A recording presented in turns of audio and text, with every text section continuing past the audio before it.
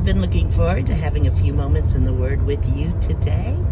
I want to talk to you about the will of God. Child of God, there is nothing more satisfying than to be in the middle of God's will. Oh, certainly it'll have its challenges, but anything worth having is worth a good fight of faith. But your place of joy and fulfillment is in the middle of God's will. Anything outside of His will is dissatisfying, discontentment, and it can be really quite dangerous.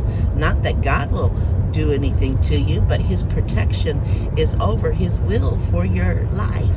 You know, Paul says to pray like this, that our hearts be filled with the knowledge of His will, with the wisdom and the understanding to go with it.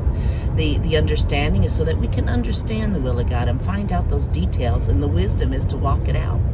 But I tell you what, where we start, where the will of God is renewing our mind to the Word of God. Paul said in Philippians that if we will renew our mind, it's not in Philippians, it's in Romans chapter 12 and verse 2, that as we renew our mind to the Word of God, then we'll be able to prove what the will of God is.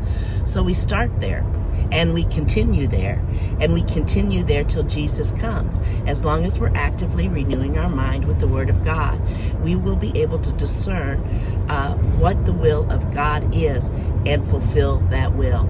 And then when it comes to the end of the day, when it comes to the time that we're before Jesus, He will say, "Well done, thy good and faithful child." So I encourage you to pursue the will of God for your life and live a very fulfilled life. I love you. I look forward to being with you on Wednesday.